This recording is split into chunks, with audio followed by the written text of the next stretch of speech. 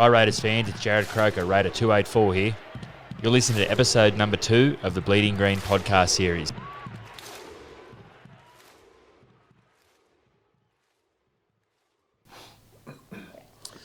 Well, Marian and Don Furner, welcome to the Bleeding Green interviews.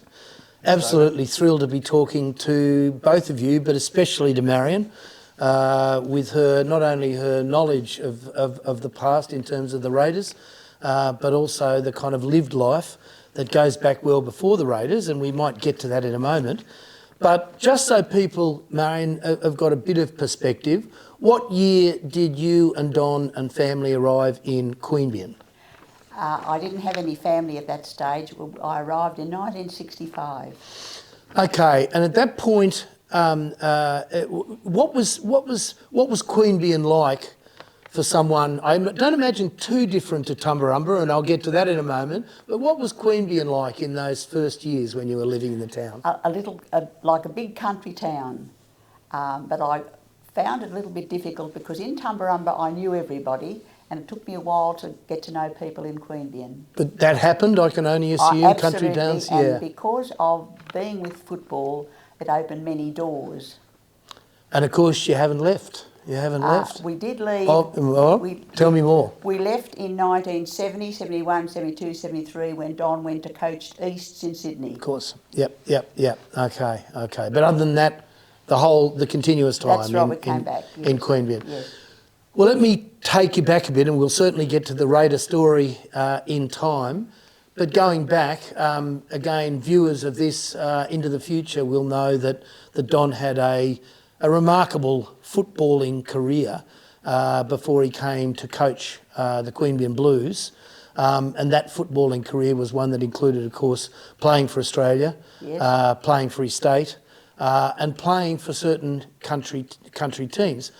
I think I'm right in saying I should have that he was born in Condobolin. That's right, yes. Which is mightily out west, as we know, of New South Wales. But one way or another, he was a true country footballer who found his way in. Well, if you're as old as me, I can still remember that style of football, including Don, and his emergence, of course, as a significant footballer. But it was the very business of being a footballer after perhaps your most representative years that you were a captain coach. I was doing a little bit of work on that quite recently, and it's interesting that after the Great War, so the First World War, it was the period after that, the 1920s, all that way back, when it was the period of the emergence of the first players, often city players, going out to the country and becoming captain coaches of country teams. Well, that would have been relatively easy, I suspect, for Don. But if we can move in on one particular country town where he was coach, and that is Tumbarumba, actually the first question I'd ask occurred to me, was he a captain coach? So you spent 4 years in Tumbarumba? Yes. Was he a captain coach in each of those years? That's right, yes. Okay. Yes, well, he would have been, to say the least, it would have been successful. Actually, while I'm still with it, and I should have checked this out as well, did he win premierships at Tumbarumba? If so, one or more? Yes, he did. He won one in 63. 1963? Yes, 63. Which would have been a great moment for the town. In 64, he went to Junee and won another one there. Okay, in 64. And then 65 came to Queanbeyan and won many with the Queanbeyan Blues. I think I'm right in saying that in 13 years he won no less than 10. Oh, I can't remember the amount. Well, that's a St George. That's the St George team of the bush. Yes, let's put it that way. Yes. In a period where through the very a similar period. But let's go to Tumbarumba and hear a little bit about that and your background. So you were born in Tumbarumba? Yes, born in Tumut actually. Okay, I know it well as it turns out. But so born in Tumut. Growing up in Tumbarumba? Yes. And how old were you when Don came to be the first to be a captain coach of Tumbarumba? I was 19. 19. Not long out of boarding school. Okay. Where did you go to school? It's St Vincent's College, Potts Point. Okay. Well, not just blue blood in terms of schooling, but clearly we'll get to the blue blood Furner family and the Raiders story shortly. So that's interesting. So can I ask this? I wasn't going to. What did your mum and dad do? My father owned a garage in Tumbarumba, a Holden garage. You know, I think I might have even... Big Australian map on it. It is. I was there only recently. I won't get into Still that, there. but I know exactly map the is still service there. station. It's There you still go. there, yes. So you went to boarding school, but Yes. you're 19 years of age. Yes. And I won't ask too many questions on this, but how did you meet Don? Oh, well, actually, it was at a ball at Rosewood, actually, and Where's Rosewood? just out of Tumbarumba. Okay, Yes. okay. At a country ball. Yes, at a country ball where fellows came up and asked for ladies to dance. There you That's where go. it started. Could he dance? Yes, yes. Okay, okay, there you That's go. where it started. As distinct from young men of the Yes, present yes, the present it day. was very lovely, yes. The last question I'll ask on this, was it a relationship that was a slow burn, or was it a little quicker than that? A very, very slow burn because my father was very, very strict. So Okay. it took Don a long while to be able to take me out. Okay, was your father someone who was a little bit down on a footballer? That's right, yes, yes. Okay. One that's come to town and no one knew anything about him. Okay, which leads to my last question on it. How did Don manage to break the ice with your mother and father? I don't know how he managed to do it, but somehow he managed to do it. Okay. How long was it until you married? And I'm only that. 1963, I got married. Okay, okay. And then, and indeed, the chap sitting to your left was the first child. No, he was not the second. daughter. I knew No, that. we must 3 remember kids. my- Sorry, yes. absolutely. And Yes. I was going to place her in the middle, but I've incorrectly No, so. she's the eldest, yes. I have a daughter, Kathy, And she was born. in 1965 Okay. in Queanbeyan. Okay. All my children were born in Queanbeyan, and I always said if ever I had any more children, I would always come back to Queanbeyan. No, that's excellent. All right. Well, the Tumbarumba story was only part of Don Senior's footballing career, Oh, heavens, but yes. significant. But you'd have to say, in terms of his life after representative football, then you are talking about the Queanbeyan Blues era, Yes, yes. which is a vital part, one of the really important cogs in the Raiders story. Yes. Because without even trying, as we read, and I've done quite a lot, Don's presence as the very successful coach of Queanbeyan, the Queanbeyan Blues, was something that was really important in the bid that finally went in for the Raiders to be the first non-Sydney team into that competition. He gave it credibility. But it wasn't just Don, and let's move on to that. So when the era of the Queanbeyan Blues is happening, can you remember by any chance, at the point at which I imagine a year or two, perhaps a little more, when there were the first mentions of the possibility of the Queanbeyan and Queanbeyan Blues, or the area putting a team into the Sydney competition? Was that something that was talked about? And Don might want to come in on this. 1981, it was talked about. Something in that Yes. sort of was it? 1980, 1981. Okay, Yes. and given Don your age, which is you're a mid-teens I was kind of probably thing, 14, yep. yeah. Do you remember that yourself? And Yep. what was the impact in the household? Was it talked a bit in the Furner household? Yeah, Dad would be talking a lot to Les McIntyre and then later Johnny McIntyre, because the Leagues Club was fairly financially successful. Maybe one of the best in the state, if I'm Yep, not wrong. Across the border, when there was no poker machines in Canberra, Yep. the Queanbeyan Leagues Club was, a rich club, had a rich history of rugby league. The team was very successful, so it was always felt that would be the precursor to a team that came in, and they were all confident that they could be competitive because they made up a lot of the country teams and the Monero teams. So definitely 1980, probably 81 was the application, and then success at the end of 81 for the 82 season. And was Don, and either of you can answer this, was Don enthusiastic about it from virtually the beginning? Yes, Don was very enthusiastic. I wasn't so, because I thought, my goodness, how are we going to manage this? Because I'd been in Sydney with the Roosters and I knew how hard that was. Yeah. And of course he was successful. The team made the They grand did in final 1972. in that period. Yes. So you had well, to say the least, a pretty clear idea of the sort of demands. I had a very that clear idea of the demands. Yeah, yeah. But Don was very keen. Did you feel it would be, because you were in Queanbeyan and it was going to be a non-Sydney team, that might ease the, I won't say the burden, but ease the load on you? Was that going to make it a little easier? I suppose you could say that, yes.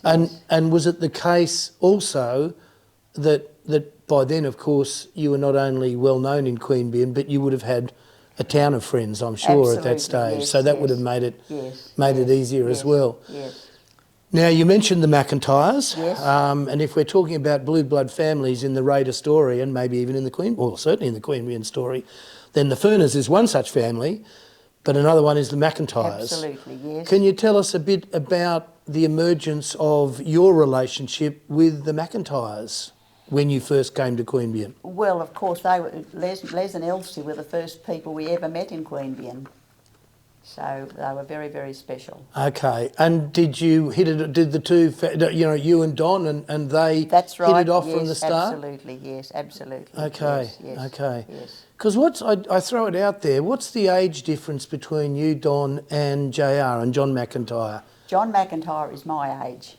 Okay. Yeah, so we were, yeah. quite young. Yeah. I just wanted to place it correctly. Les and Elsie were like sort of grandparents to us, sort of thing. They were very, very good to our family. You can't help but feel, and I imagine this was the case, but you would have both been sort of seeing it happening at close hand, that the significant discussions in the very first instance that I'm sure people would be interested in, all those Raider fans out there, and that is those first discussions down here would have been between Don and Les, one would have thought. There was a committee set up, but without a doubt, Dad and Les was the driving force. He had a committee behind him, which was the licensed club behind him. But there was a lot of planning in '81, and as Mum knows, it was difficult then to get players to come.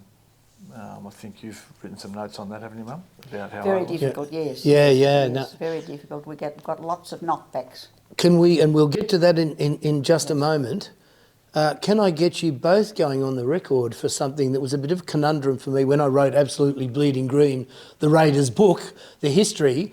There was a little bit of a grey area as to who came up with the name the Canberra Raiders and who came up with the colours. Now, I do know, you would both know, that Don has, depending on who you read, Don has been credited with that, but others have as well. Marian, let me ask you first. No, I cannot tell you that. I cannot remember that. No. Okay. What are your thoughts, Don? The colours is debatable. Definitely the name was a preference of the New South Wales Rugby League. Yeah. They wanted to go with an American name that was known. Likewise, they did with the Steelers. Yeah. And the Broncos, who later came. So definitely that was at the direction of the New South Wales Rugby League. They obviously held all the cards. They were going to give you the licence. You still had to comply with it. As you wrote in your book, blue and gold were the Canberra colours. Yep. But we couldn't have that because of Parramatta. So yes, there is two stories behind the green couch in Les's office. I think we probably settled on the right, or I did in the story, so that it was in a sense a marketing decision. But of course the rest is history. So let's just shift and before we talk about recruiting, Marian, at the point at which in 1981 you were thinking, well, this could well be a reality in our lives, and you had basically thought your way through it and thinking, well, there's a lot of keenness, so this is probably, this might well happen. What was your sort of sense of things when it was getting close, or if you like, when it finally became the reality that the Raiders were going to be, the first non-Sydney team to be entering that competition? Did that make an impact on the respective wives and partners, that decision at that time, by any chance? Well, I became very supportive and went to every game because, whatever Don did was very important to me. And did that include, as and you pointed this out, that the extraordinary difficulty that Don had, that the club had, this fledgling club had to try and attract players, because necessarily, you were going to be looking at rejects, and you've talked about that. That made Don's what does one say, his task all the harder. But I wonder, could you comment on something that I know I've read a number of times, and that is that Don's background in country football meant that he was not only willing to travel around to look at players firsthand, but also that he was a very, very good judge of footballing talent. So given he wouldn't have had that much money to be working with, in terms of contracts, his skill in identifying the players who are going to be a part of this new club was going to come into play. Here's my question, I guess. Was it a consideration for him, can you remember, to be thinking about the right players who would be the right fit for the club? Here it is, it's a country football team. When it's all said and done, it's not Eastern Suburbs, it's not Manly Warringah. It's going to be a completely different club. Did he ever talk about in trying to attract these players, players of that are going to be good country fits? And I'm going to ask Don in his new. We'll get there, but because Don Junior, your son next to you, has talked about this in his roles, which we'll get to. In one consideration, definitely being identifying the kinds of footballers who are going to fit into the lifestyle here as distinct from a sort of urban metropolitan. So I'll come back to the question. Did Don talk about this? Did either of you at the table ever talk about the footballers? Did he say much about his job, or did you leave the footballing, the football identification to the coach? I definitely left it to the coach, but what I do remember is that John Quayle sent a telegram to Don when he did recruit the players, and he said, "Congratulations, you have taken all the..."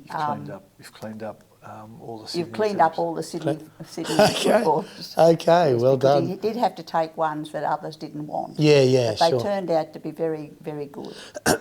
Now, and given the footballing side is, slowly but surely takes care of itself, and your husband's doing that, and your oldest son, and probably all three of the young Furners are taking an interest one way or another, did it become clear from the start that the wives, the partners, had a role to play in this new club, in the way I guess we'd say that you might have even sort of seen in Tumbarumba when you were growing up? Do you know what I mean? That the women who were not playing football then, but nevertheless that they had a kind of, in a sense, a role in the club. Did that get spoken about in those earliest years, Marian, of the Canberra Raiders?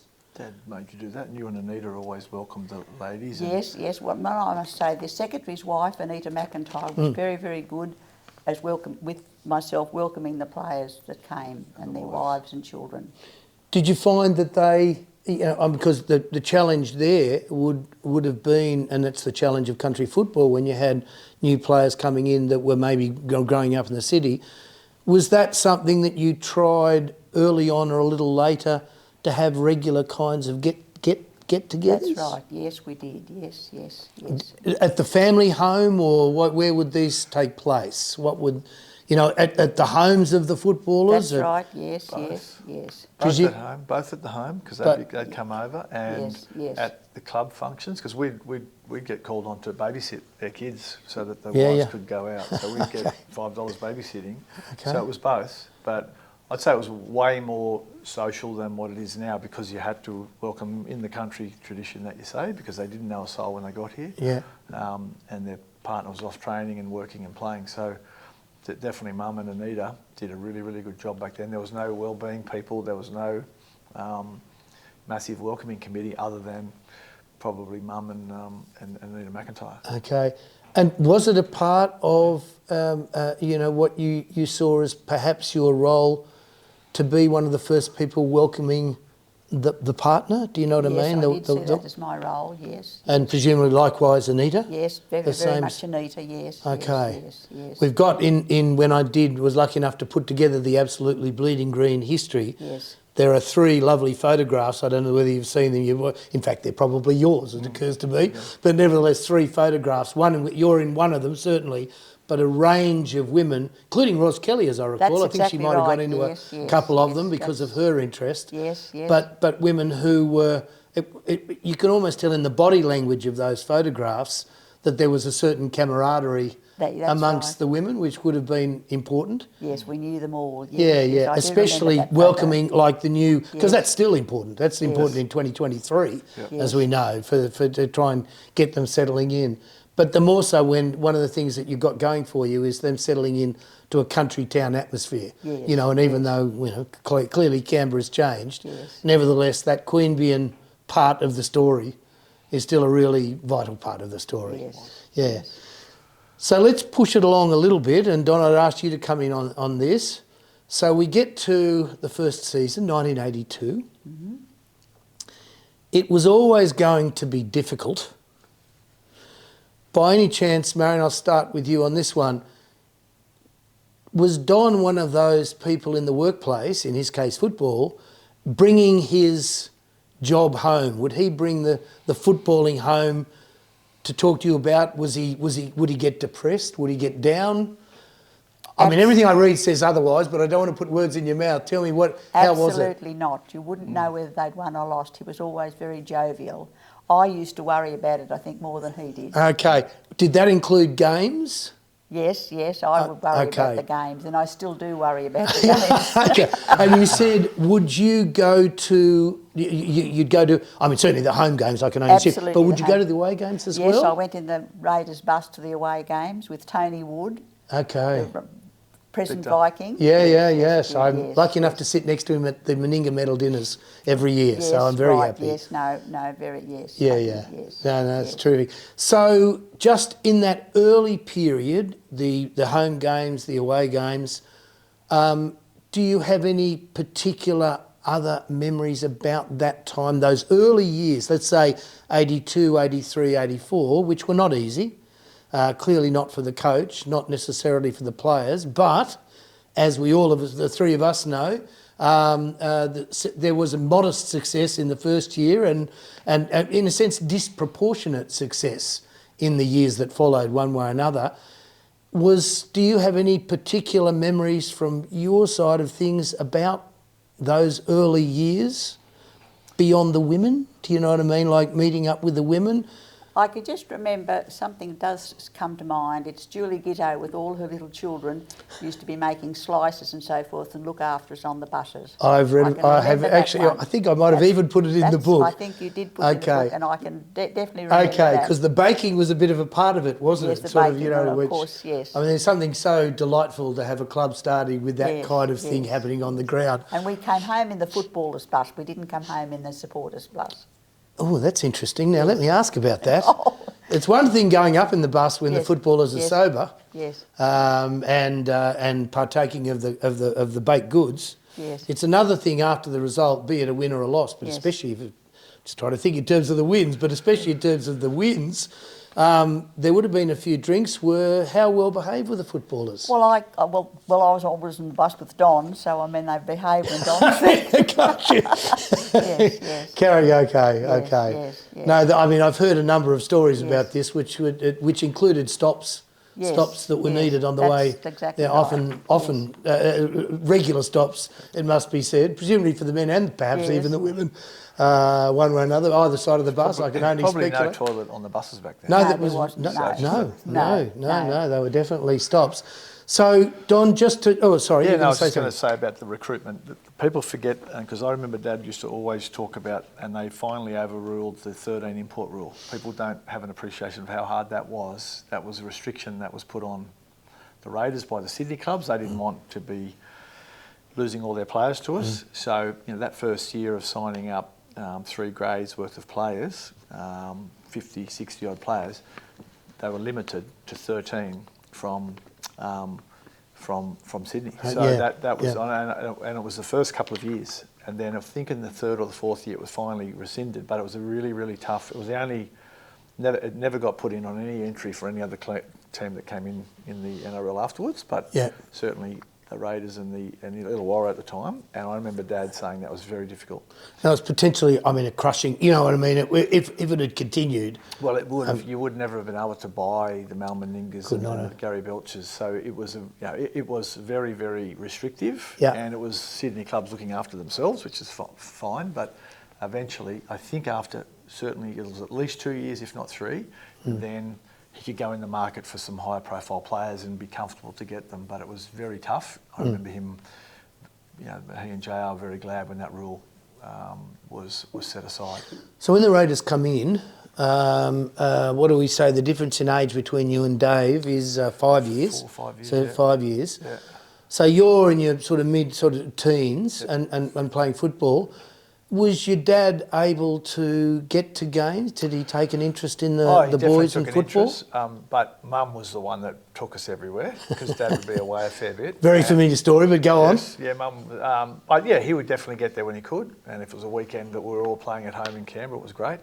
But if he went away, they were away for 2 or 3 days. And also, even in the off season, he was away quite a bit. He was always scouting and going and meeting people, and he had to do a lot of travel because you were the coach, the recruiter, you were everything. Yeah. But yeah, you mentioned before about the country. He had a lot of people in the country he trusted. So if some of them tipped him up about a young player, he would go out and meet them and see them because he trusted the people that he'd known for years. So that saved you having talent scouts back then. They were just old footy mates of his that cared and would ring him up and say that we've got a good player. So that helped a lot. But certainly getting rid of the 13 import rule helped a lot. And then Dad targeted Queenslanders. He played for Queensland. He targeted the Queenslanders because he knew how strong that competition was, and we were very, very lucky to get Queenslanders down here before the Broncos even existed. That was the biggest break we had, particularly getting a Mal. But to be able to get those guys. We'll certainly get to that in a moment. The milestone moment. But Don, to you mentioned that you had some little earners as a teenager. They being perhaps a little bit of part-time babysitting that worked. But you had, I believe, 1 or 2 other earners in those early days. I was officially the first Raiders statistician, and I'd get paid $20 by the Daily Telegraph to do the tackle counts. Oh, by the Telegraph. Yes. Okay. On the Monday morning would be in the paper the tackle counts from the games. Right. That was the first stats really ever taken. It wasn't missed tackles or all the stats you have now. It was just purely tackles. And I used to love it. I'd get down to the sheds and I'd hand the journalist over the sheet of tackles and I'd get $20. So, yeah, we all had jobs, but the ones that were paying were always good. Babysitting was always good, but it was a big part of our life. It was everything that we grew up with it the whole time. I was looking around for Sarah Williams. Sarah being the daughter of Ashley Hooter Gilbert. Yep. And you did mention that there were 1 or 2 players that made sure that they came straight to you to make sure you got the tackle count correct. Very important, and Ash Gilbert was one of them. He used to come up and say, how many tackles did I get? And are you sure I only got 30? And and I'd always have handed it over already to the journalist. But certainly I remember Ash was always keen on his tackle counts. And it was interesting to see it printed in the paper the next day, and it's a lot more sophisticated today. But it was. We always had roles within the club somewhere. Your mum was an unpaid role. And when Don couldn't do the tackle count, if he was away, I had to do it for him. Mum would do it. There we go. Yes. There we go. So that would have been tough, wouldn't it? Was that a tough job? That was a tough job. Yes, it was a tough job. I would like to do that myself. We had David was the ball boy, and I also organised the ball boys each week. Excellent. Did he get, was that an earner for young Dave? I don't think it was. I can't remember. I thought they got $5. They might have. I I've got a feeling he said that to me too. I think they got $5 each. Okay. It's very much a family affair, it was, yes. Well, and just picking that up, just in case I don't get to it or don't have a chance, and given that your father's role in Queanbeyan and with the Raiders, and having 2 sons in an era where there weren't as many opportunities to be a daughter as daughters now have, as we know. But going back then, one of his sort of almost extracurricular skills was boxing. That is to say, your father, who I believe I'm right in saying on one occasion did fight for the Australian heavyweight title. Light heavyweight title. Light heavyweight, was it? But he never boxed when we were growing up.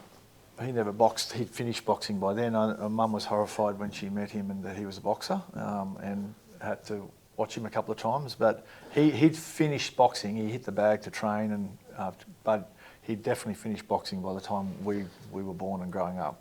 Well, we just to pick that up, I do know because we were hearing this on the grapevine, or indeed saw it on a couple of occasions, that Marian, your younger son Dave, was fairly useful with his fists. Not quite an era when that could occur, because that might have been a little bit before his time, but it was certainly still happening in his time, and he was one of those players on the football field that didn't get picked for obvious reasons. But I'm told that your older son was rather good with the gloves. Dad made us hit the bag downstairs, so we all had to learn how to. He used to say it was no load to carry to learn how to defend yourself, and that was what he made sure that we could defend ourselves. And we would get in trouble if we got into a fight. We didn't get into many fights, but we always had a bag, a boxing bag, and I was the only kid that I knew that had one. But we always had a boxing bag in our house. Can I say, from the time sort of, perhaps mid-teens, in your footballing, were fights still commonplace at that time, or was it beginning to change? It was definitely changing. We went to a strict Christian Brothers school. I mean, you'd get in trouble if, during playing league and union. It wasn't really, it wasn't the done thing. You'd certainly get in a lot of trouble at school, or by the coaches. So not necessarily, but it was good to keep fitness. Yep. And as I said, Dad was strict on that sort of discipline and making sure that you learn how to defend yourself if you needed to down the track. I think Dave took it more seriously than I did. Right. Interesting talking about your father and discipline, because he came to the coach, to coaching the Raiders with a very significant track record of coaching and playing, of course. One thing he brought was along with it his offside Brian Burke, if I'm not wrong. Yes, Brian Burke. The two of them were strict. I do believe I'm right in saying that with Don, he felt that the way of staying somewhat competitive in the earliest years with the Sydney teams was to be fitter than they were. And he and Brian brought that to the early years to be a disciplinarian. Yes. Yeah, Brian was very strict, a very, very tough, very fit man himself. Yeah. And pre-season started earlier. But without a doubt, they both were big disciplinarians. Yeah. So Dad leaned on Brian a lot. Yeah. He was fantastic for the club. The stories are, legendary on that side of things. But interestingly, and it's pretty much the perfect segue. And perhaps we might stop there. I'll tell you why, because we'll go straight to Meninga arriving and the changes. Marian, can I start with you on Mal? About the weather. Remember you mentioned how important it was. It was a really nice day. That's right. And, yes. We ready to go? So Marian, when we talk about major moments in the history of the Canberra Raiders Rugby League Club, I don't think you'd get any dispute if you said that the most crucial moment in terms of the players' success of the club was the arrival of Mal Meninga. Now, I know you've got a couple of memories of that. One of them so the Raiders are trying to pitch to Mal to come to this club, which of course in the earliest years hadn't been not very successful. He was very much one of the major players of the code at that point. The weather came into it. Let's start there. Well, firstly, I was told not to mention a word to the reporters about Mal Meninga coming. I was playing tennis in Canberra with Brian Burke's wife, Cecily. Brian was the trainer for the Raiders. It was a beautiful August day in 1985, and I said to Cecily, what a beautiful day. He'll probably sign today, and he did sign that day. That's something I can always remember. And why, in terms of his signing, was it clear to you and Don that this was going to be significant? Was there anything around that and you're discussing it, or once again, did you leave the football to the coach? Well, I did leave the football to the coach, but Don did say by signing a player like that, you had a chance to get other players to come, and that's what followed. with Belcher and the Walters and so Pretty forth. much the rest is history after that, that's as right, has been yes. well covered, Yes, but it was really important. Yes. So just on that, did the club in the the first several years of Mal being here, were there changes other than on the football field? Was it becoming clear that the sort of pretty much bush club, because it was in the early years, this country bush club was going to be changing in the period, let us say, well, Mal is 86, 87, 88. Did you feel that the club was changing in some ways for the better? What was the feeling then? Oh, I think so, yes, definitely for the better. Yes, Becoming more professional. And Don, if I can ask you on that with your dad, because you're getting a little bit older at this point. Yeah. Mal's arrived, bringing up, other players are being attracted to the club. And if we sort of cut to pretty much the chase of 1986 and 1987, we know that he arrived and there was an expectation, talking to Glenn Lazarus about this, who remembers it, a huge expectation from Canberra fans that the Raiders were going to have significant success immediately. But of course, 1986 was not a very successful season. So we moved to 1987. Don, do you have memories of those two seasons? I can remember 86, people being disappointed with the team, and there was a lot of pressure on Mal. Obviously, he was a big name, but the Queenslanders that followed made a difference, and then for the Glenn Lazaruses and Rickies and all that, and Lauries that came up to play alongside Mal, they loved running out after him. So definitely it changed, and the patience of the fans, was getting thin after 3 years. Yep. But 87, absolutely, they saw the light. But I know 86, I think Mal had a couple of injuries and lost a couple of games that we should have won. And so there was frustration, People say what they say in the grandstand. So he was under significant pressure as the highest profile player we'd had. And what about Don as coach? So 86 is going to be a fairly difficult year, and he makes the decision in hindsight, a clever decision. There's no doubt about that. And I think I'm right in saying the very first time in Premiership football that there'd been a co-coaching situation. Yeah. There had been, in a sense, silent, ghost coaches, as it were, but nevertheless that this was well publicised. And as we know, and from both Don and from Wayne, it was a relationship that did work well in what was itself an interesting and slightly volatile year that, as we know, ended almost in glory, but not quite. Marian, I'll start with you. Do you, by any chance, does that first grand final year, 1987, is there anything that stands out for you in that when the Raiders, this was definitely disproportionate success, do you know what I mean, for a club beginning in 1982 to be doing so well in 1987, late especially.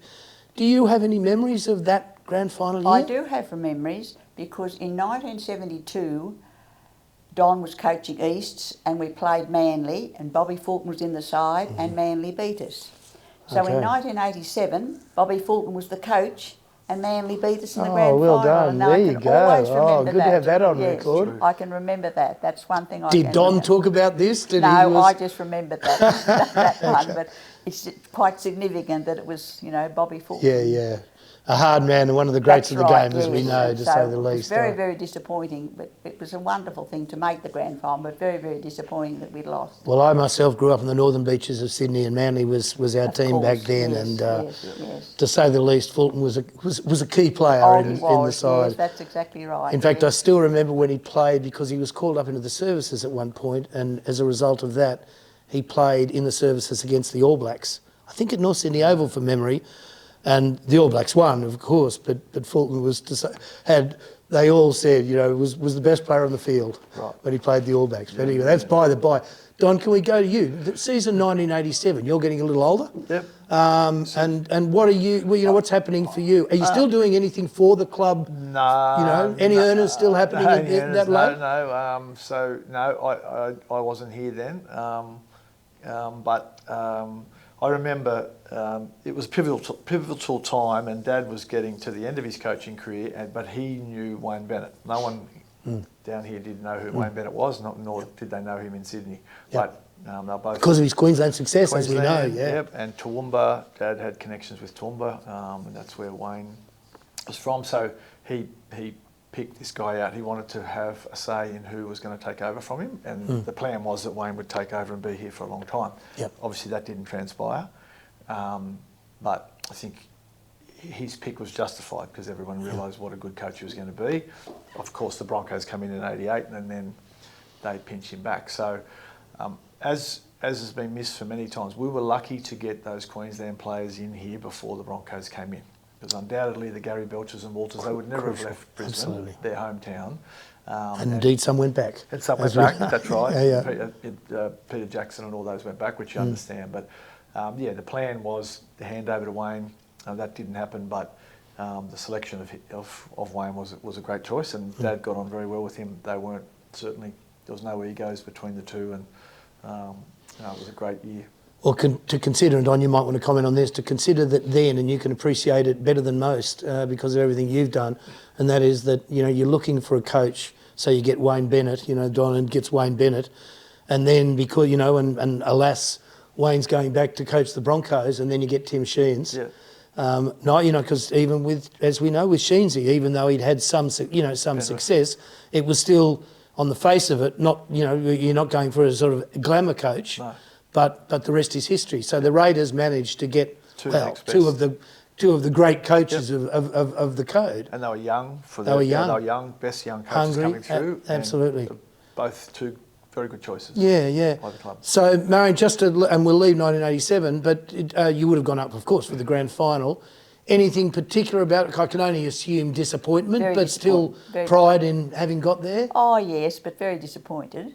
But then, of course, I had 1994, which was great. Yeah. The Raiders. Well, we'll certainly get to the great years, absolutely. But before we get there, so 1987 passes, and as we know, and I think I'm right in saying, in fact, Glenn Lazarus was only repeating that a moment ago when I was interviewing him, and that is that Tim has always said that he felt 1988 the Raiders could have won that year if things had gone right, if a little bit of luck. Yes. Ricky Stewart's always talking about that, every coach is, but a little bit of luck, the Raiders could have won in 88, but we didn't, and thus we go to 1989, and we have to get to the year that culminates in a grand final that is still regarded by most keen judges as the greatest grand final ever. I must say the grand final we just saw was pretty darn good. There have been some very, very good ones, North Queensland, for example, but nevertheless, 1989 still holds up for all the reasons that we know and all the people viewing this will know. But let's get to some of the memories that both of you have of that special year, perhaps some of them. Did you feel, Marian, can you recall perhaps whether it looked as though 1989 was going to be an outstanding year in the event, of course, a premiership year? Did you feel that at the time? Can you remember, or was it? Well, I wasn't as much involved in it at that time, so I can't really remember a lot about it. What was the enthusiasm level in Queanbeyan? Well, I think we'd left Queanbeyan by this time, hadn't we? Oh, was that in 89? I think we'd left Queanbeyan, hadn't we? Hadn't we left? Okay. And Don, you weren't there, right? When they come to Canberra, they. Oh no, 89. They were still in Queanbeyan. Were they still in Queanbeyan? Yes, 99. I think I'm right in saying 1990. I should know that myself. I'm letting you down, but I think to go out to Bruce. Yes. But they just, it's been written up by many people, including myself, about what a special year it was. As it turns out, and I think perhaps even mentioned in my book, that I was teaching in the United States, at university in the United States. I was away for as was my family, for that entire year. But what I can say, and it goes to sort of hearing from both of you, that for all of us, it was a special year that in a sense you don't forget, regardless of where you were. In my case, I can still remember at something like 1 a.m. or 2 a.m. United States time, the phone calls from Australia started coming through of the Raiders having won. I was fielding calls for about the next 5 or 6 hours in the United States about how amazing the game was. And of course it was. From both of you, were there anything, and Marian, I might be putting you on the spot, and just in terms of the players playing for the Raiders in 89, were there any favourites that you had? for any reason? Well, I suppose Mal and Gary and the Walters brothers. Okay, And okay. Ricky, of course. Ricky, okay, the local boy. But remember, I wasn't quite involved No, in no, those times. no, Yes, as not aware. as I was earlier. Don, what about you? Where were you? Were you I in? was at uni. I'd finished uni, so I'd started work in Sydney. Which is- yeah. I went to uni, so I'd started work in Sydney, but I knew Rick and Laurie and all that. And Yeah. but they had a tough year. They weren't. They weren't outright. No, lead. I mean, 89, they you know, came fifth, right? absolutely. They scraped into the semis. So, Yeah. certainly you couldn't say it looked like they were going to win the grand final No, this year, like no. people said of Penrith this year.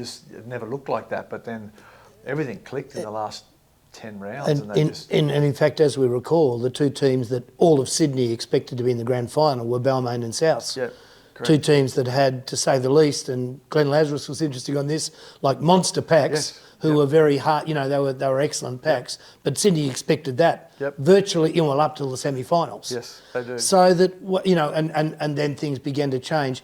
But in terms of the two of you, anything to add, and perhaps not, but in terms of your response to that premiership success? It was very, very real pride, but just an amazing time to be in a one-team town. Like, Yeah. we were here, but just to win that for Canberra, there was a lot of naysayers still in Sydney about Canberra being in the competition. There was a couple of very prominent media personalities that never thought the Raiders should have still been in it. I think Steve Walters tells a very good story at the breakfast, the grand final breakfast, the introduction of all the teams. They went through one by one the Balmain teams Yep. and called out all their names. And they went, Mal Meninga and the rest of the Raiders are sitting there, like, we were an afterthought. We were there as the sideshow Yeah. because Balmain were going to win it. Yeah. And they all got that sense. The players say they all got that sense of this was a Sydney No, show. done deal. Certainly having gone through the newspapers, right through them. So when, Marian, when did you come back to Queanbeyan? Did you say you were away? Don coached Eastern Suburbs. Yep, in yep, you had that 71 period. And 72. Yep. And then we would work, and then 73 he wasn't coaching. The leagues club had burnt down. We Yep. didn't come back there Yep. till the This end is of 73. 89. Yeah, no, this is 89 now, Mum. So sorry. just to go to when the Raiders won their first competition. Yeah, you were still living. You moved to Jerrabomber or something. Oh, you were still living. Yes, here. we're still Yeah, living. Oh, yeah, yes, yes. yeah. Oh, So, yes. But Oh, Dad sorry. wasn't but just coach. to, no, I wasn't see. But just to coaching. Jerrabomber, Oh yes, but yes, it wasn't until David come back into the Raiders at 91 Yep. that I started, taking a lot of more Going to interest all in the it games. naturally. Yes. And that's actually the perfect segue for me Yes, because I was yes, going to get there, yes, and that is, given the connection that you'd had, but then Dave, his career is beginning to be significant.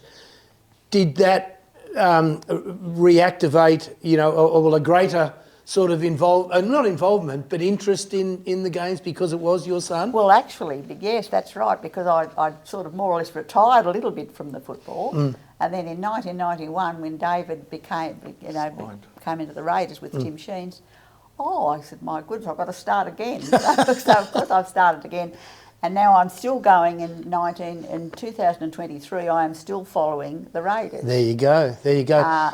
Sorry, you go. Yes, well, and still worrying about the Okay, side. well, don't we all? Yes. But going back, given taking Don around to his sport and presumably your daughter, Yes. did that also go, because Dave being a bit younger, but were you the transport for Dave as well? Oh, absolutely, the transport of David. And luckily, I had more time. David was in a lot more football than Donnie, especially my daughter. And I had a lot more time then because Donnie and Kathy were older.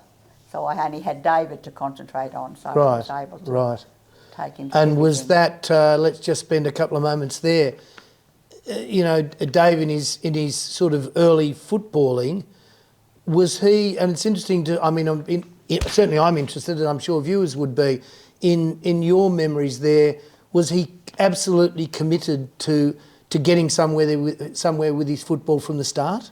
Absolutely he was, yes, but there was he didn't have to do it. He just wanted to do it, yes. Yeah, yes. because and again, it's in the Absolutely Bleeding Green book, where he filled out a sheet about his goals. Apparently that's right. And the yes. goals that he mentioned were prescient, to say the least. They've achieved virtually all of them. So he's starting to, I mean, has come into the Raiders system. Yes, and you say that, did that mean, did you then want to come to games as often as you had back in those early days of the club? Well, what I'd like to say is when the Raiders left Queanbeyan, and I think I signed a paper, like everyone else in Queanbeyan, that I wasn't going to come to Canberra. I mean, you know, we wouldn't do that. I do remember Tony Woods, for example, was yes, particularly incensed. and I because signed all Viking. those things. Well, when David became a Raider in 1991, of course, what did I do? I bit my tongue and came and started again, yes. It was it. Now, Yes. that's an interesting one, the Queanbeyan, the Well, shifting, because yes. given that I'm living in sort of, you know, mainstream Canberra at the time, Yes. it's becoming clear to supporters of the club, let's start there, that the Raiders are going to have to move from Queanbeyan, from Seaford, that, you know, a wonderful history is there, but that the club was getting too big for that. And there was, to say the least, a really significant groundswell. And to say, thinking that you signed it, I mean, that tends to suggest that there are a lot of people who wanted it to stay. Yes, yes. Was it very disappointing? Was it slow to sort of to come to the realisation that this is forever? It was. What were you thinking? Yes, and very did that include your social group? Absolutely, yes. None of us were going to come out. No. We're not crossing the border? That's right, we're not going. That was our team. That was our team, yes. Did they, now given you go into a change sort of dramatically because of Dave's presence, yes. What about the rest? Did they change quickly, and the Queanbeyan people who are hardline, it's got to stay in Seaford Well, to go to Bruce? one in particular was my cousin John Marr, who he wasn't going to come either. But of course, once David started with the Raiders, John came every week. Okay, Yeah, and that changed. There was a lot of people that said they weren't going to come. They didn't come, but they did come. I think there was a lot of people that said they're never going to go. And it would be very hardly anyone. And interestingly, I think Tony, because I've talked to you about that he was one of them. Yeah. You know, He that's was it. definitely one. That's it. I'm not coming. So the change is afoot, and let's just go to your to Dave's career there. Did you find that, I'm just trying, in terms of the living arrangements, and I should know this and I don't know, but you might be able to help me out, is he still, when he's first breaking into the Raiders, is he living at home? Absolutely, David lived at home, yes. Okay. Yes, certainly. For quite some time, by the sound of it. Absolutely lived under with Mum, yes, Okay. my word. And at one stage, Wayne Bennett wanted to take him up to when Wayne Bennett went up, I remember he wanted to take him to the Broncos, and I said, no way, he's not taking Good to my hear boys. that. I think that. No. I've talked about Wayne Bennett in terms of that that migration. I always remember that one. In the book, which I wasn't that happy about, and I'm sure many people weren't. But, and given that, so you said you absolutely no. Was he of the same opinion, or did you have discussions with your son about that? No, I don't think I even told him. But I can just remember, and I'd said, no, he's not going to, no. So, of course, and we can go, it's interesting, you said it was 91, and so as we know, financial, that was the era of real financial difficulties, and there are a lot of Sydney journalists who are saying that's the end of the Raiders, let's scrub them from the comp. Yes. And it's been covered everywhere, and certainly I did in Absolutely Bleeding Green. But the net result of that, of course, was that, and I'd forgotten that until recently, that something like in the season that followed, the Raiders lost some 60% of their playing personnel. 3 and 5 left. Yep. That's amazing. Yep. Now, the regrouping and indeed the selections made, as we know, Tim Sheen's coach says he's going to stay. The key players say that they're going to stay, and the rest is history. But Dave comes into that story, of course, because his footballing is just coming on at the time that they're building up to, well, in the case of, and I think all three of us can remember that, 1993, because if ever there was a competition, there was going to be ours, I'm certain, by some margin. And then Rick's broken leg in the last game of the second last might have been. We won that game by 60 points, and I don't believe we won another game. No. I think that was it. We lost the last game of the round, of the whole round, and then so we've got 93. and it is the one that got away one way or another. But also then we go to 94, and that's going to be a season where Dave comes of age. First question, it's a good one for those. Was he still living at home in 94? Absolutely. He lived at home after he was married and he even had a child. There we go. That's answering that. Okay. All power to him and to you, more to the point. Yes. But his footballing is going from strength to strength. Yes. And of course, it must be said that if the 1989 grand final was a brilliant game and it was always close, and the 1990 was a game that was comfortable, well, then it must be said our third, and thus far only 3 competitions, but our third one in 1994 was more than comfortable. It was convincing pretty much, well, from the kickoff. Marty Bella, if I'm not wrong, drops a football. Yes. Lex Marinos, who I did a book with back in the day, but Lex has talked about this because of his North Sydney affiliations and Marty Bella, etc. But pretty much from that opening whistle. But his career going along, Dave's career then, was that something special to you as the sort of a later instalment of the club's history? Did you? Absolutely. Did you enjoy it in a different way to the earlier years? I probably worried about it more because I had a boy playing the game. And so you're one of those, and my mother in a different, was cricket too, as it turned out, but was always worried. So you were a worrier. Absolutely worried, and I still worry about the football now. But once they retire, I won't worry anymore. Right. And did Dave ever have any? I don't believe he ever had anything serious occur where you had reason to really worry. I don't think in his playing career, no injuries. No. So, and given this is the important thing for I think these interviews with the Furners.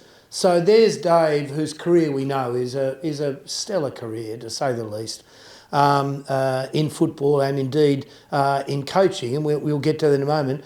But Don, I remember when I was writing the book, I was trying to actually figure out what role you had when you rejoined. When you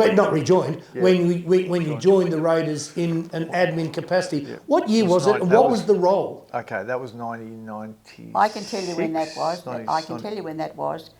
Don came back he was over in England living. Right. And I can remember he came home to live with Mum and... they never stay away, do they? Can't get rid of them. They still can't get rid of them.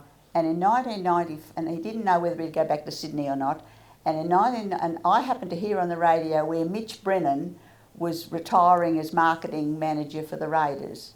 Right. And somehow or other, I just don't know how it came about, but Kevin Neal was the secretary at the time and Ricky was playing for the Raiders. Yep.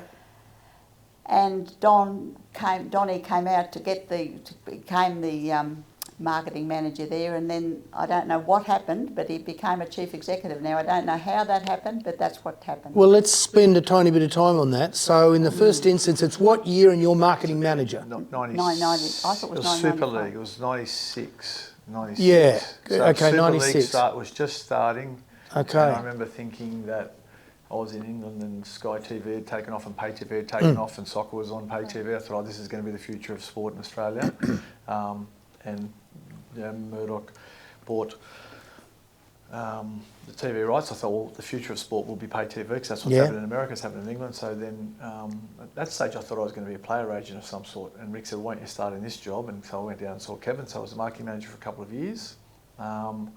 We could have done with you taking Sam Ayoub's role, but that's then after I'll leave that. Having dealt with them, I thought, I'm glad I never did that job. But I did have this thing in my head where I'd provide accounting service and tax service, and I'd be an all-in-one shop for. Because as people might know, that was obviously your background in university, etc. by profession. So anyway, I thought that'd be a cool job to do. But anyway, we never started it off. I just stayed there, and then. So how long were you? I reckon it was three years, and then so the Super League years then came back together. The club was sold back to the Leagues Club. So then Kevin lost his job because he was aligned with News Limited. And then Simon and JR said, do you want to stay on? And I stayed on for a year with Simon, and then took over after Simon went back to run the licensed club. So that would have... I remember being the youngest CEO in the room in the first couple of years of meetings, and now I look around the room and I'm the oldest, but I used to be very young. I was young I was a young CEO. And so what year did you say? I reckon I was about 30. I think I was 34. So it would have been about 19. 2000. That's Oh, 2000. sorry, That's, if you were 34, it's 2000. Yeah, about wasn't it? 2000. 2000. Yeah. And that's so you. I mean, again, because I couldn't make out in reading the sources, but you went from marketing manager Pretty much Simon to came in CEO. yeah. And because it's also mentioned about general manager, and Yes, they can be different positions, but not necessarily. pretty much the same Yeah, position. right. And that's right. That was 24 years ago. So So it is that. So you're in fact your CEO at the point at which, again, it becomes another financially important milestone for the club. Yeah. Is the decision to go back to the licensed club. Yeah. We're fully committed. JR was fully committed.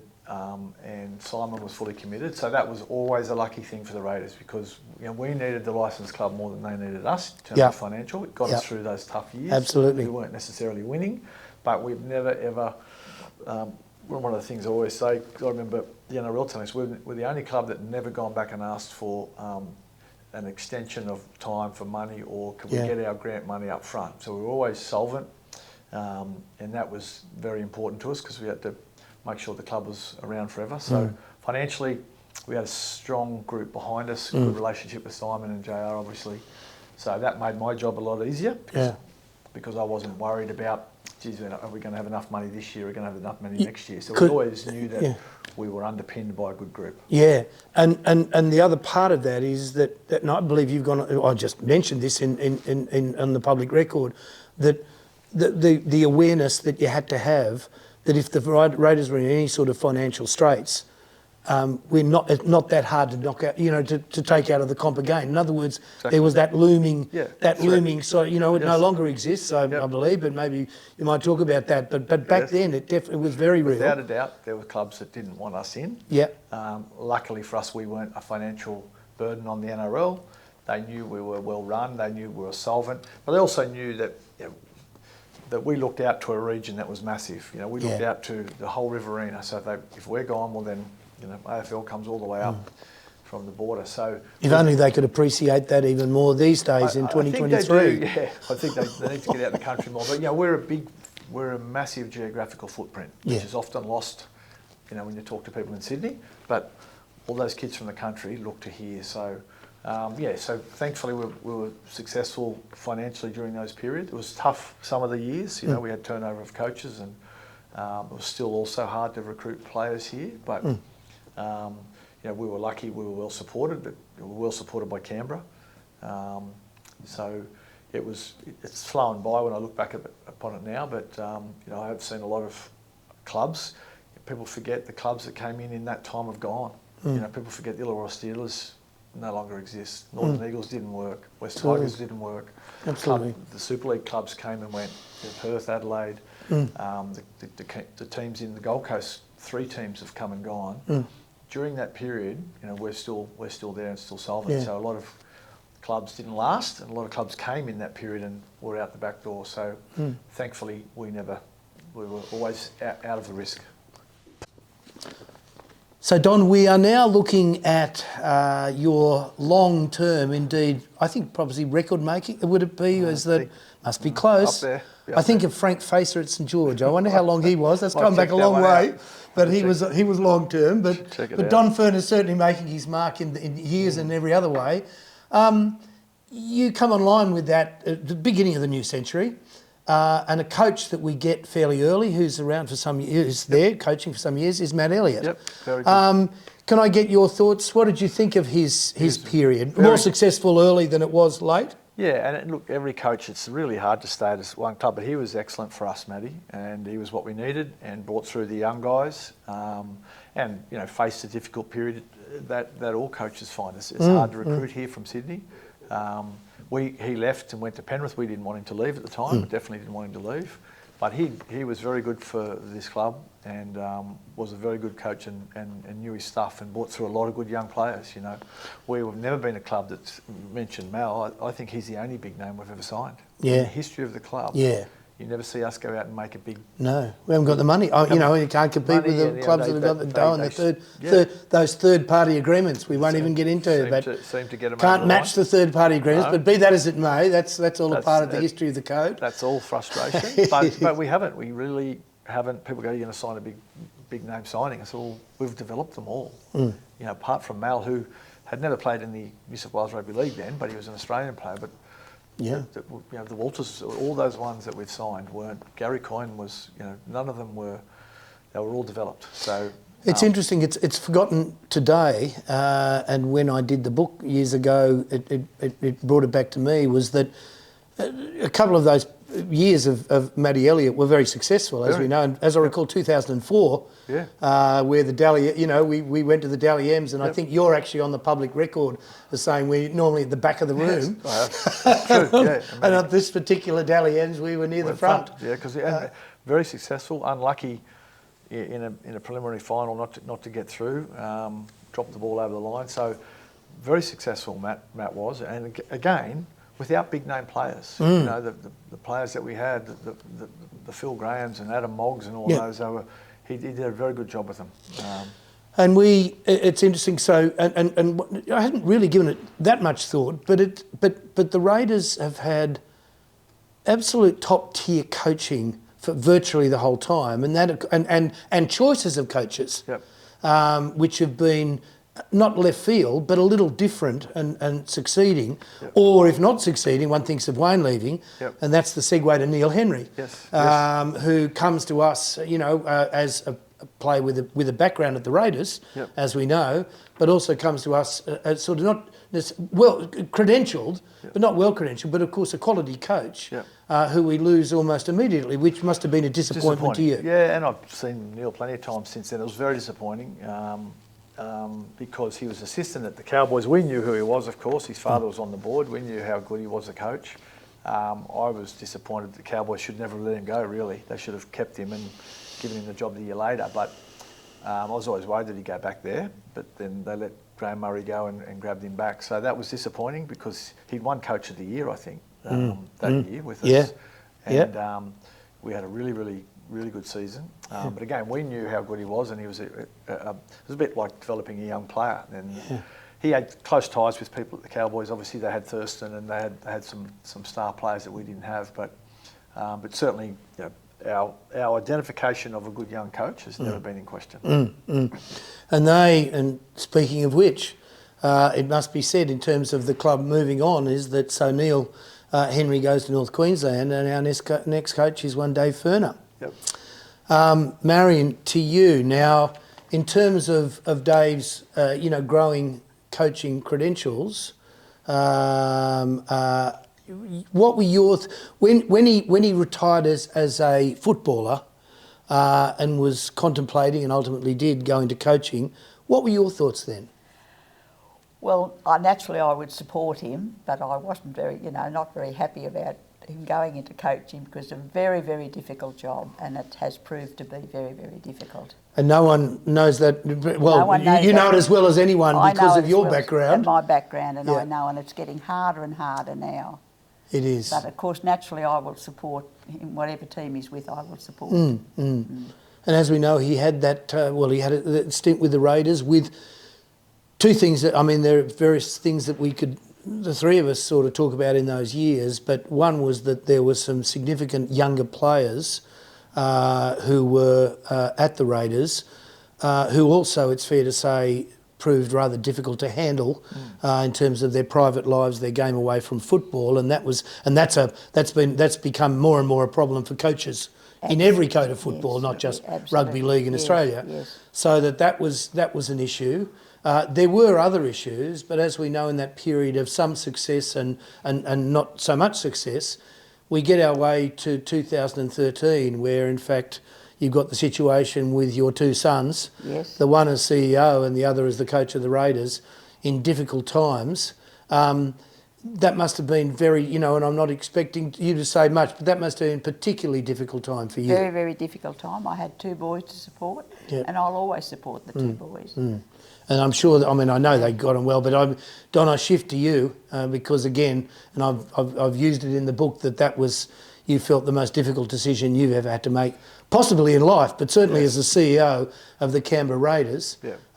But at the end of the day, it seemed to me, in balance, it was handled with as much dignity as you could possibly have, and not just you, but the situation as could have been brought to bear. But did you want to say a couple of things about that? I think I said it in your book. It was an awful time. It was the worst thing I've ever had to do. Letting people go is terrible. Anytime. Yeah, sure. You know, and close family member, I did it, and the board instructed me to do it, but he would have been disappointed if it wasn't me that told him. But it was really, really difficult, and people forget the human side of, for families, mum might sit there when we're losing and hear people say terrible stuff about your son, from the crowd, whether you're a coach or a player. It's terrible being a family member when it's your family that's getting criticised and you can't do anything about it. And I've sat through that when Dave was coaching, and as his mum, and people forget all of that when it's sport. It seems to be...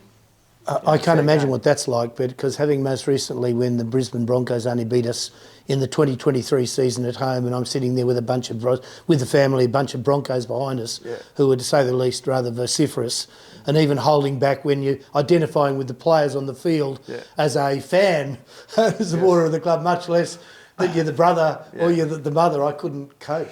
It is difficult. So you always read family members say the same thing. It's no different. It was no different when Dave was coaching. It was very difficult, and you just got to bite your tongue. But difficult period in our club's history, but he still has a great relationship with most of the people here, and he understood, because he'd been in footy all his life, that coaching is results driven.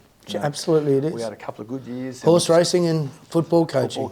So he knew it was results driven. He knows that's the risk of what you take, And when we've got Ricky here, he's been let by 2 other clubs, he's been through it, and he knows it's, it can be a run of outs that you get that you can't resurrect, and then you're gone. So, the relationship with he and the club is still good, and that was the most important thing for me. He's still my brother. I still love him. He still loves me. We get on really, really well. He laughs about it. If he introduces me after he's had a few beers, he says, he's the only one that's got his brother's coach, and it's the only way we another unique aspect of Raiders history. Mate, we make jokes of it. So but he's, as we know, he picked himself up, dusted himself off. Back into the fray. Whether Mum wanted him to go back into coaching is another story, but that's what he decided to do. He did. It was in his blood, and he always wanted to do it. And coaches are like that. They, you talk to Madge, you see what he went through at West, and just drain their life, and then they back up against it. It's a drug that they just can't shake. And it's absolutely, and we know this that it exists, very real. So look, we'll bring the interview to a close, but it would be remiss of me, Marian, not to mention when I was doing the Absolutely Bleeding Green Raiders history, you were kind enough through Don to allow me to go through your meticulously kept scrapbooks of Raider history. The one thing I didn't ask, or perhaps I didn't, I've forgotten, is when did you start those scrapbooks and when did you finish them? I started the scrapbooks in 1960 from when Don. Is that right? Yes. Wow. And I am still doing scrapbooks now. Fortunately. Continuously? Continuously. Is that right? I have every word that Don Jr. has said in my scrapbook, and anything about David. I get all the papers and I cut little bits out, and they will read them eventually after I've gone. They won't be the only people who read those. I'm going to tell you. I'll take you out because if you can get your son off his backside, because the thing is, with the history of this club, and hence, in fact, even getting these interviews, Canberra, every club has a unique history, but some clubs, the uniqueness of some clubs is better than others. We fit into the latter category. Ours is better than virtually all, other than the 1908. I'll defer to the 1908 clubs, but other than that, we've got that history. I wasn't aware. I assumed Don was. I was, but there's a pile of 1960. So that's an absolutely unique historical record. It's amazing, yeah. And one, basically all of us are going to pass on. It must be said, and that's something that should be. It already is for the Raiders something very special, but it's also something that can be a boost to the club understanding and working with its history even more so. So I'm hoping that at some stage you will consider that, as you have left various elements of your legacy to the club that we've discussed, but that would be an additional one to keep in mind. Yes. Because I wasn't aware, you know, I had in mind that you'd done like the first maybe 5 or 6 or sort of that period. But to go back to 1960, that's a rugby league, Yes. and incidentally, we might get the Peter Volandis off his backside as well, because if we've done history better than they've done history, I'll tell you that right now. But at the moment, it's in a grim stage. But I mean, that's a real historical record. Well, so well done. Remember when I met Don, you know, his mother had lots of cuttings, but they were all messed up, you know. So I thought, well, I'll do it from 1960.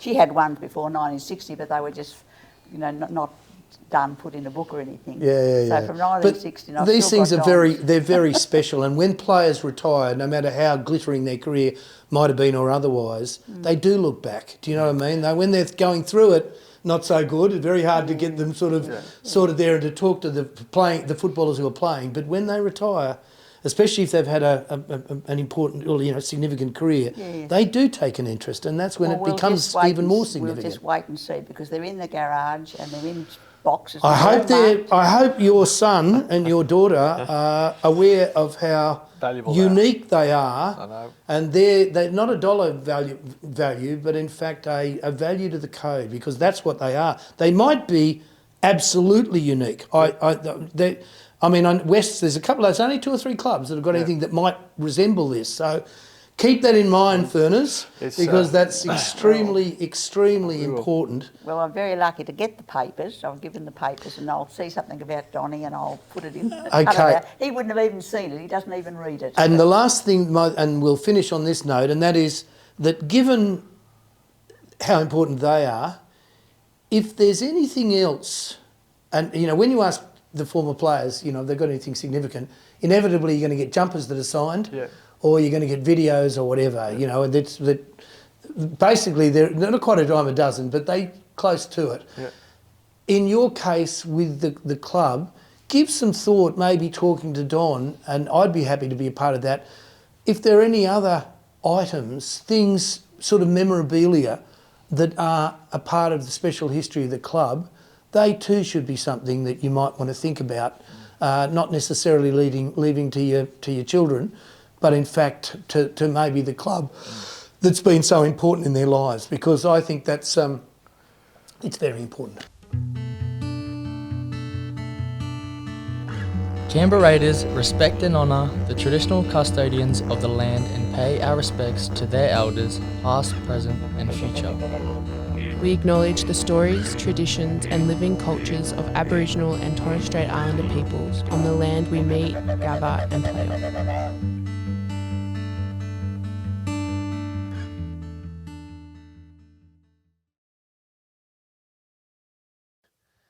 This project was supported with funding made available by the ACT government under the ACT Heritage Grants program.